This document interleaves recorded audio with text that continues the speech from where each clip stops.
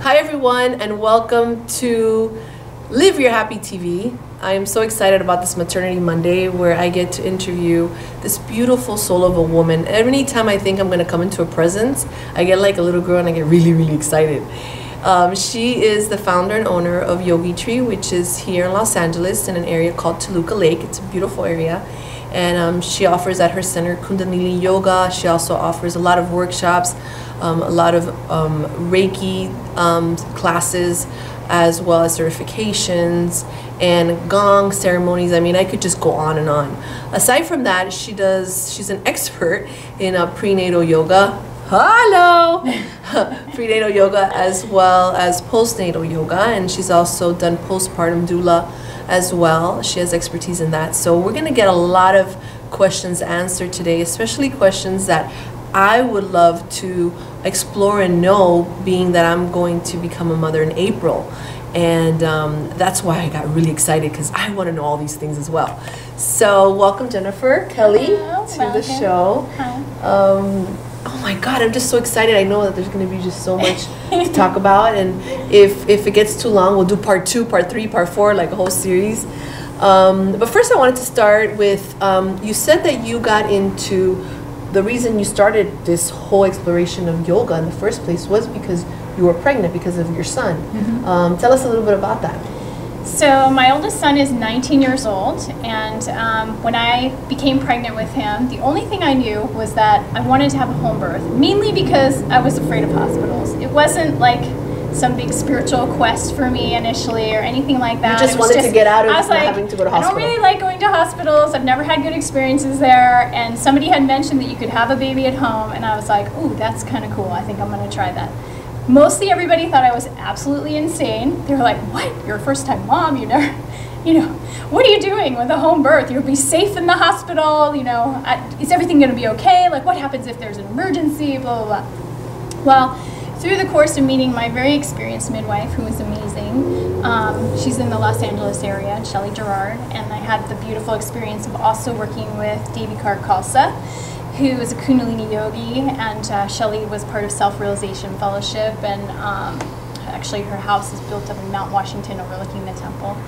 So I would have these meetings with these beautiful women, and our meetings were, usually at least an hour, sometimes 2 hours long, where we would just discuss all kinds of things, like what's changing in your body, about becoming a mother, about welcoming our son, and all the choices we wanted to make with him. And it was just really, like, so amazing. The midwife model of care is so supportive and beautiful. But through that, I was introduced to Guru Khalsa and started Kundalini Yoga in my last trimester of pregnancy. And you started your Kundalini Yoga at your third trimester? Yeah. Oh, wow. Yeah. So Kundalini, cool. In Kundalini, the way that I was trained, it's called Khalsa Way Prenatal Yoga, and I was trained by Guru. And I had, honestly, the most beautiful, easy, meditative birth ever. Listening to whale sounds, no wonder my son is a surfer now, but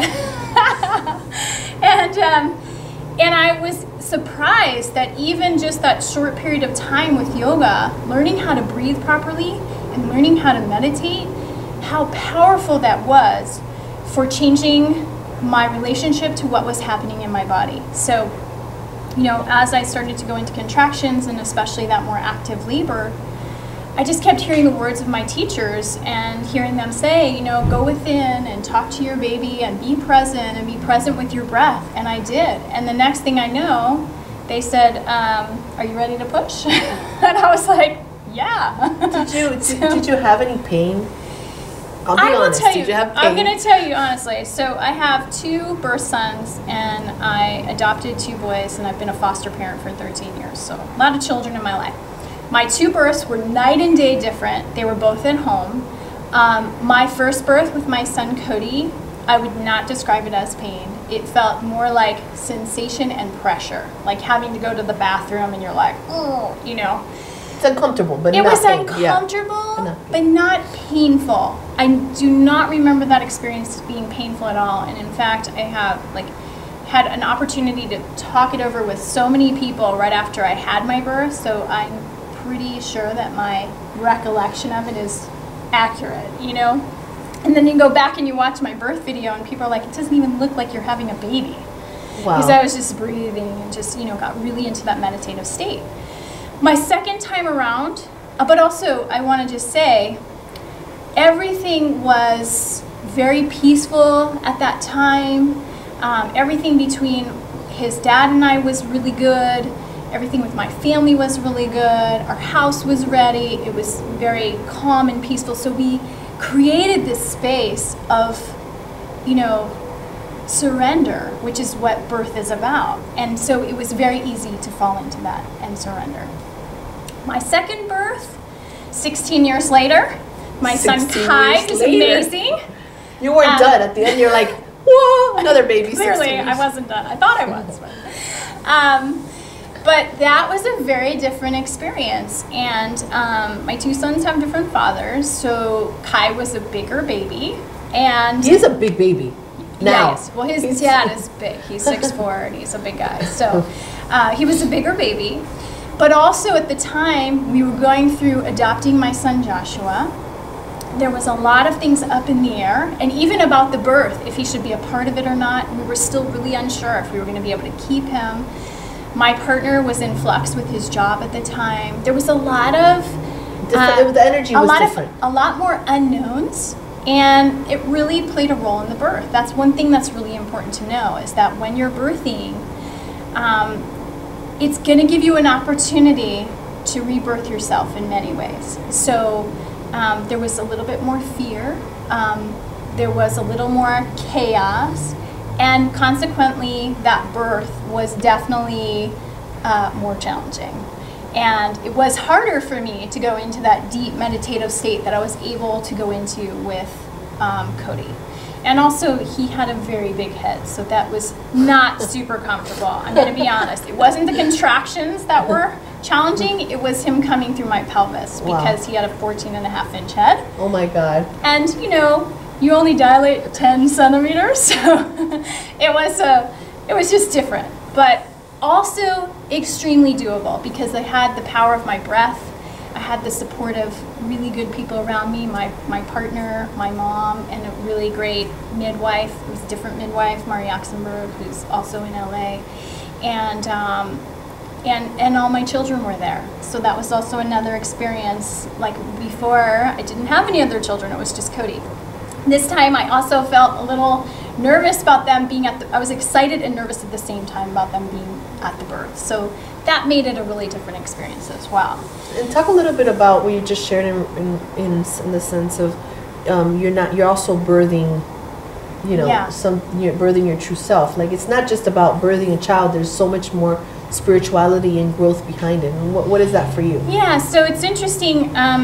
One of the things that I've learned over the years with my teacher is that when you're in pregnancy, it is one of the times in your life that you're the most open to growth and change. Because, I mean, if you look at it, physically your body's growing and expanding. But within that physical growth and expansion, there's also a huge mental, emotional, and spiritual expansion, because you're about to become responsible for a whole nother human life. And it's supposed to be that way. But it's also a huge and beautiful opportunity to really grow spiritually, to grow emotionally, and to rebirth yourself. Like, for example, going through that experience with Kai was very important and very powerful for the relationship between Raul and I.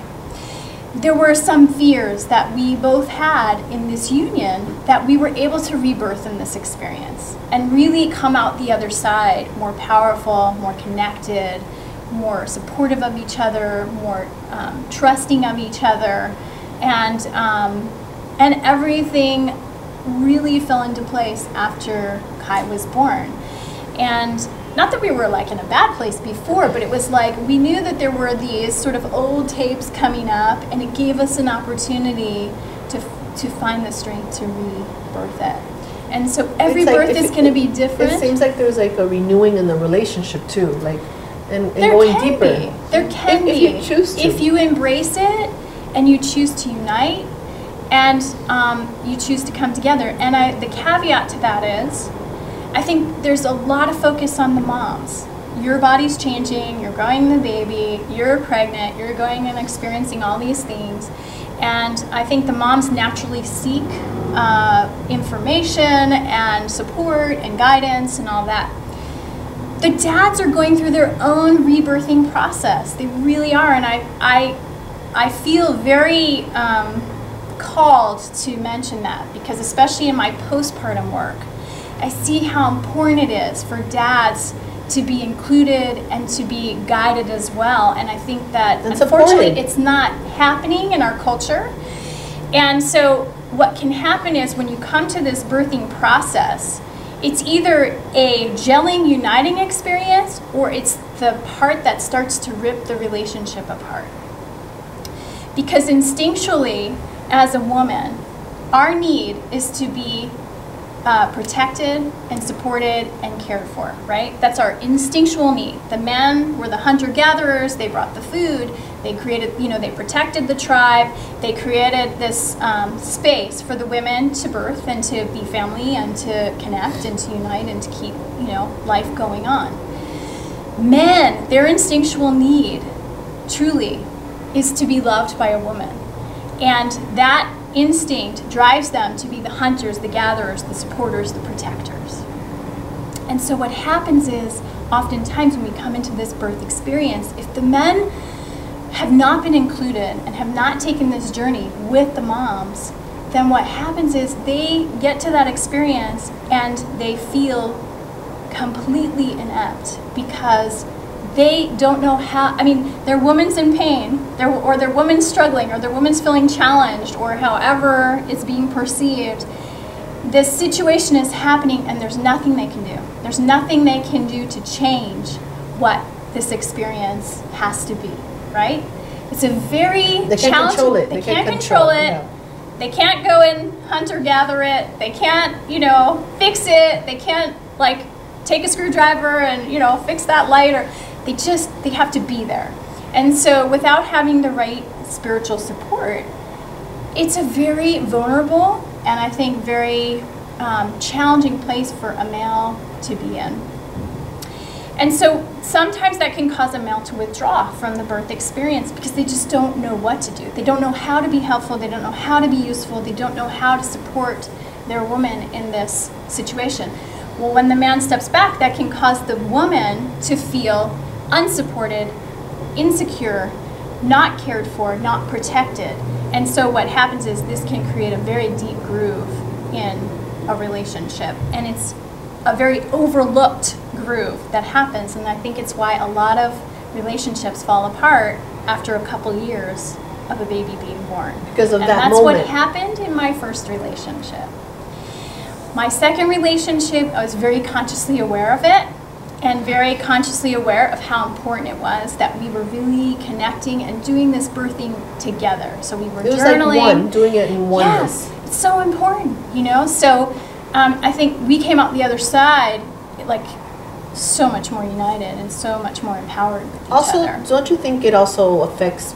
It's hard because I feel that the tension is taken away from the dad as well. It's like this cute baby. Yeah. Oh baby, I have friends. Oh, yeah. I have friends of ours that just had twins, and the mother kept on saying baby, baby, and then her husband would respond, and she's like, no, not you, this baby, and he's like, but I'm baby. Yeah. It's like So it's like the focus. Every role changes. The focus is to the kids, and he felt a sense of feeling excluded or not loved, and it was a very hard for him from his experience. So what do you think are good tips to include the father in the birth and to him feel included in the pregnancy, in the process of birth? I think one thing that's really great is to have an awesome birth doula, because a really good birth doula is going to help that father feel empowered and feel supported and feel a part of. A really great birth doula, I didn't even realize, I knew somebody was rubbing my back, but I thought it was my midwife or my doula, and it was my partner. And when I realized it was him, it was so amazing, because I was like, oh, it felt so good. I felt so supported and so loved, and it's just simple things. But also for him, he felt like he could really contribute and be a part of the experience, and that's really powerful. And from my my trauma world of dealing with foster youth and stuff, I've been to so many trainings on attachment and things like that. And statistically, when fathers are allowed to be present and really contribute to a birth, they are 80% less likely to abandon the child, to abuse the child, to leave the family. So we know that this is psychologically extremely important, that dads are also able to really participate in the journey. I was really encouraged and excited because last week in prenatal yoga we had a dad come and he said, "Oh, do dads come to this?" And I said, "Sometimes, but they should come more. I'm really glad you're here." And we did the prenatal class and I was walking them through it and I was, speaking to both of them, and he at the other side was like, "God, I really needed that. That was so great." And the mom really enjoyed it too, but what a beautiful way for them to share the pregnancy together. And I think I would really love to, if anybody takes anything away from this experience today, it's like, unite. This is the time to unite. This is what you came together for. And I feel it's not talked about often. I feel like I haven't really heard the theme until right now. The participation of the partner being so vital and so important, and not only for that moment but for what's to come. I feel like that moment, it could be such a transformation for the relationship of bringing union or separation. Correct. So it's nice to be aware of that and be like, listen, my commitment is not only to give birth to my child, my commitment is for my relationship to get stronger. My commitment is for... You're setting up your family. You're setting up your family dynamic right now. Like everything you're doing right now, everything you're saying, everything you're feeling, everything you're experiencing, you're already imparting that into your baby. And so if you're coming together in union and you're creating this pregnancy in union, it's like you're already teaching your baby, we're a family. We're a unit, we work together, we support each other, we love each other. You're already bringing in that energy. Powerful. And a lot of people say, "Oh, well, you don't remember your birth," but I can tell you, you do. Because my son, Cody, when he was 4 years old, every year on his birthday I would tell him his birth story. And maybe partially also being a doula and hearing a lot of birth talk, maybe that's part of it, but when he was 4 years old, I did my prenatal yoga training, and back in 2004. And so my midwife was in a bunch of the videos we watched. And when I came home that night, he jumped in my lap and we were rocking and we were talking. I said, "I remember something new about your birth." And he said, "You did?" Because kids are actually really excited about their birth story, especially if you start talking to them about it young. And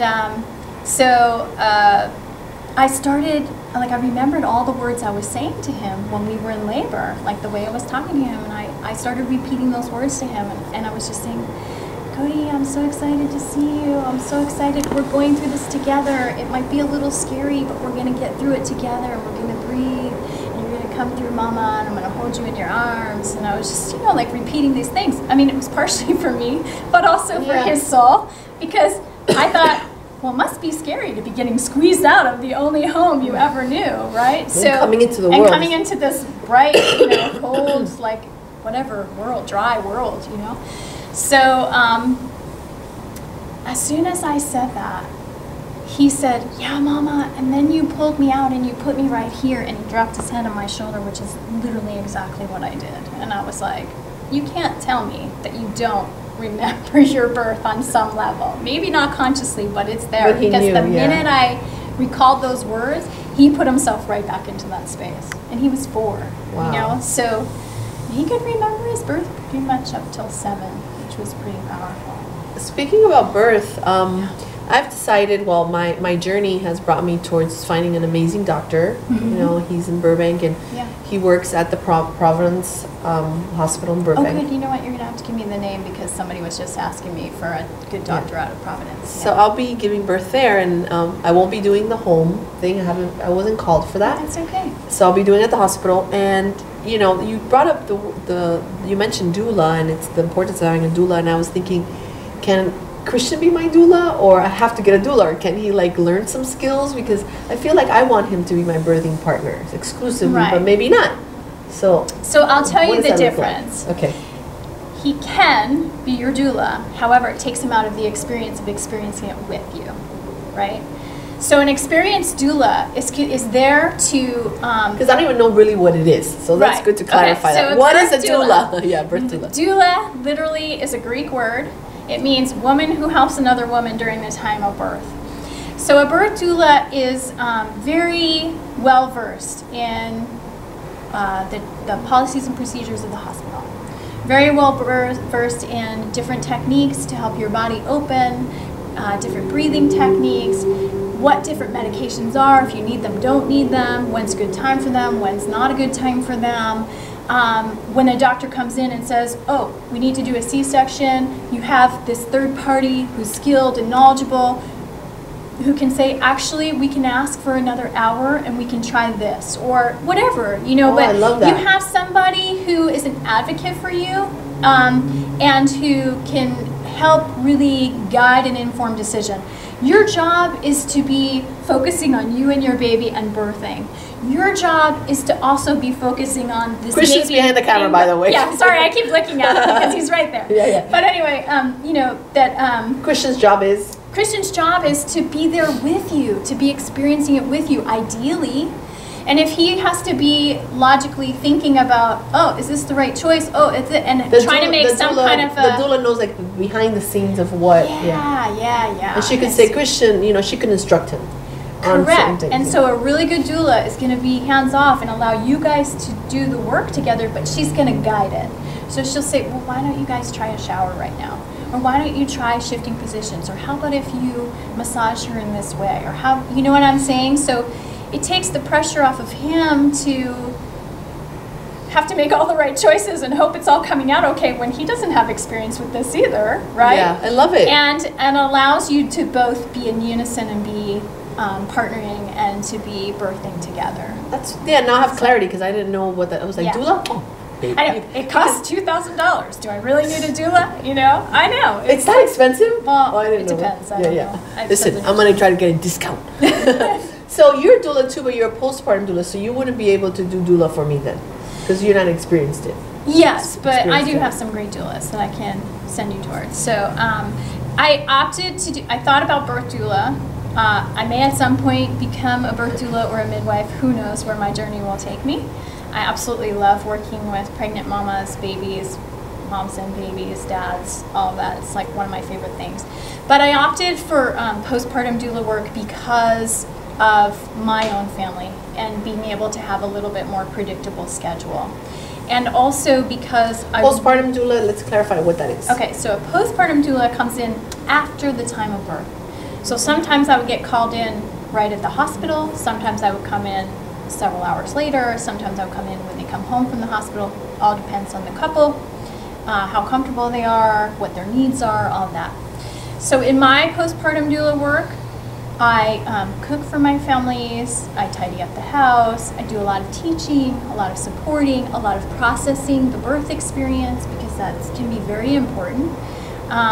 So your support after the birth, that's it? Support after the birth. At home? Yes. Breastfeeding and everything? Breastfeeding, making sure mom's healing well, making sure that, you know, checking on postpartum, any signs of postpartum issues, and also like educating, you know, because now you're starting up this whole new family structure. So how do you want to organize your household? How do you want to interact with your baby? How do you want to interact with each other? If there are animals in the house, how do you integrate the animals with your child? Or maybe it's second child, you know, how do you integrate siblings? How do you know, all of that kind of stuff. So wow, that's fascinating.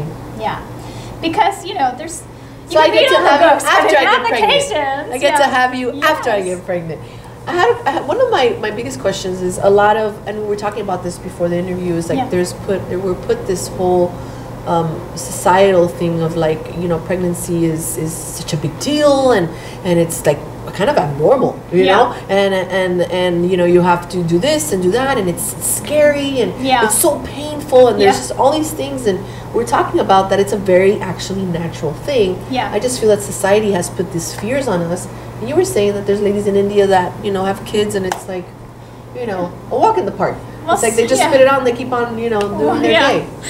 I mean, so much, you know, with your spiritual work, so much of everything is your mental attitude and your perspective and how you view it. And when I was pregnant with Cody, my first son, ignorance is bliss a little bit, you know, And I grew up in a really big family back east. There were always babies being born. I was actually at my youngest sister's birth. She's 14 years younger than me.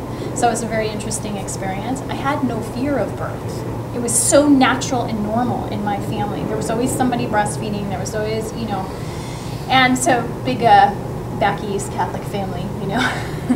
So when I went through the whole pregnancy, and my only focus was on learning and growing and creating this beautiful baby. And I finally started having contractions. I was going into labor, and I turned to his dad and I said, "Oh, you know, this might hurt." And he said, "Oh, you think?" Yeah, because you were so naive. It was like you were so innocent. In my mind. That part was never in my mind. I never had focus on it was going to hurt, it was going to be painful. But in today's society, because of what we watch on TV, because of the way we relate stories, because of the medicalization, it's really implanted in moms early. Like, you know, it's going to be painful, you better be at the hospital, you better get drugs, you better, and I'm not saying that's not the right path for you. I have no judgment on where you birth, how you birth at all. But I do always want to get the message out that birth can be empowering. And on the other side of both of my births, I felt like I could take on Mount Everest. You know, I felt like I could do anything. And, you know, if we're gonna just default and not, you know, like just right away go, I'm just having drugs, or I'm just having a C-section, I'm scheduling it, I'm this, I'm that. And I'm still saying this with no judgment, but I just have seen a lot of families that I've worked with. You know, this is a rite of passage to go through this labor and this experience, because we need strength to be parents, to be good parents, to be supportive parents, patient parents, parents who can go through the challenges that our children are gonna face. And this is the first rite of passage, is going through your labor experience. And so there are absolutely times when medically it is necessary to, you know, use medications or to have a C-section, and absolutely by all means do that, because it does sometimes save lives. But there's also a lot of times when it's very overused and it's very unconsciously used. And that steals the empowerment from the parents and this situation. And then I really, a lot of times, see families struggle on the other side in postpartum. Because when their baby's up at night, or their baby's crying and they don't know how to fix it, they don't know how to meet that challenge. You know what I mean? Mm-hmm. So I think education is key. I think being open to the experience is key. I think understanding that this is very normal and natural, that our bodies were designed to do this, that you know, as long as your pregnancy is healthy and okay and everything's moving along smoothly, I would really encourage you to at least, you know, go for the natural, you know what I mean? Or as natural as possible. And I will say St. Joseph actually has a really nice birthing wing now. So they're very open to more natural. And I know several families that have had almost like home births at St. Joseph. St. Joseph is a beautiful hospital, and that's why I chose it. I actually chose the hospital first, and then I chose my doctor that makes sure you was in alignment. And does births there. Yeah. But I'm starting to get curious, because this is where I was going to get headed to close this to close the interview, which is I feel like through my pregnancy I've been very open. You know, I've been very open to guidance of what the birth looks like for me. You know, if I'm gonna use epidural or not epidural, or what's gonna happen. And I feel like innately I want to feel that, like I want to do the natural way. But then of course then I have the other voice, which is the voice of the ego, or the voice of that I've been taught in the world, like it's gonna hurt like hell. And I have this affirmation or this mantra in my mind sometimes that's very negative, that's like I can't really stand pain, you know. And you know, it's like I can't stand pain, I can't stand needles, and it's like it's like, oh no, you could stand pain, Jennifer, or you but me, no, I'm not good with pain, which is not true, because you know, many know I had an ectopic pregnancy, and that was painful, and I got through it. So if I could get through that, I could get through anything. But I talked to my doctor about the epidural, and you know, he gave me, you know, some information on it, and I've read up on it online. And I'm not saying it's good or it's bad, or I'm going to do it, or I am going to do it, or I'm not going to do it. I'm filled with wonder of what's going to happen. Although I would love to give myself the opportunity to be able to experience something and to be fearless. But what does that look like? I don't know. But I wanted to ask you that about what are your thoughts about, and I'm not saying everybody, I'm saying me as your friend. About me having epidural or having some sort of medicine, what you think about that. I mean, I think always too, like, the less intervention, the better, because all medications are affecting you and your baby. And it takes 1 minute, anything that you take, to get to your baby's system. So obviously, you know, it's better. But there's always this fine balance too, you know, between, like if it's an extremely long labor, you know, then obviously you might need some support to rest or to have the strength to push or whatever. I don't think there's necessarily a right or wrong, and I do think that there is a time and a place for it. What I'm more speaking to is like, don't just make up your mind like it's gonna hurt and you're gonna get an epidural. You know what I mean? Like, embrace it, see how it all plays out. You don't know. I mean, the thing is, like I said, Kai's birth was more challenging, but it was so fast. Like, I woke up at 1 in the morning with some simple contractions. 2 in the morning, I woke up Raul. I said, I think I'm in labor. 3, we called the midwife. She got there at 4, and my mom. And he was born at 6:15 a.m. You know, it was so fast. Like, even if I was in a hospital, there probably wouldn't even been time for an epidural. You know what I'm saying?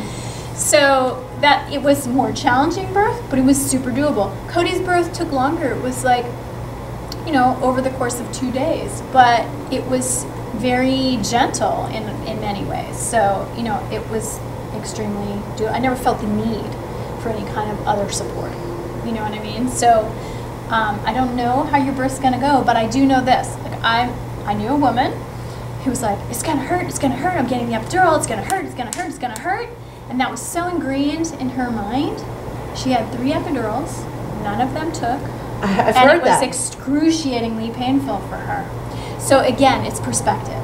What are you feeding? What thoughts are you feeding? Is your mantra, I'm gonna have a beautiful, easy, open experience? Or is your mantra, it's painful, I need drugs? You know, what is your mantra? What are you working with? You know this from the Course in Miracles. Where is your happy in this? And what are you feeding? Are you feeding the fear, or are you feeding the love and the openness? You know, and I think that makes a huge difference. All the moms that I've worked with, I mean, I've worked with probably at least 100 families or more in the last 11 years as a postpartum doula, and I can tell you hands down, every single mama who was like, you know, I was just so happy to be pregnant and have this baby, and was so excited for this baby to come, had amazing, smooth, easy births. Might have been a little intense, but fast, so very doable. The ones who were anxious about it, who were nervous about it, who were fearful about it, often had challenging experiences. So I would say pay attention to what you're feeding. Pay attention to your mindset. Wonderful. Yeah, no, me right now, I always like to affirm I'm having a healthy, happy, and easy pregnancy. And I say that as I go to sleep every day. It's like always replayed in my mind. And I'm so open and filled with wonder. Like I'm not closed off to epidural. It's not that I am gonna have it. It's more of being open, because it's true. You never know in certain situations. And the doctor told me yesterday. He said, you don't have to have it. He goes, I'm not pro epidural. I just don't want you to be suffering and screaming in my ear or something. He said a joke, joking around. But he's like, I'm completely, but it's there if you want it, you know, and that's cool, and I like that, you know, and it's nice to have that option. Although I feel my intuition right now, and sitting with you, just tells me that I feel like I'm totally capable, you know, and letting it unfold.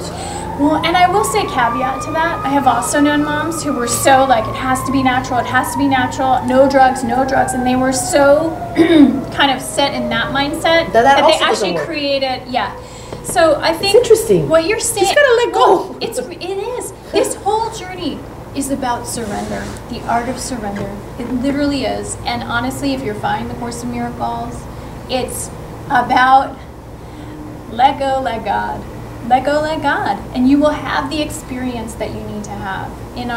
In Castaway prenatal yoga classes, We do a lot of meditation. We do a lot of stretching. And we do something called keep-up exercises, which are 3-minute exercises that are designed to help you figure out where your mind goes in challenge. And so it's really designed to give you this victory mentality for labor. Wonderful. So, yeah. Well, thank you for being here. We've got a lot. We've got a lot of juicy details, especially details that I wanted to know. Epidural or no epidural, you know? Yeah. And what we're gonna do is next week we're gonna have Jennifer back on the show. We're gonna feature some prenatal yoga positions that are very, very helpful for giving birth. So definitely, we'll see you guys next week. Thank you, Jennifer. Thank you. I love to be in the happy train with you. Yeah. Choo choo. Choo choo.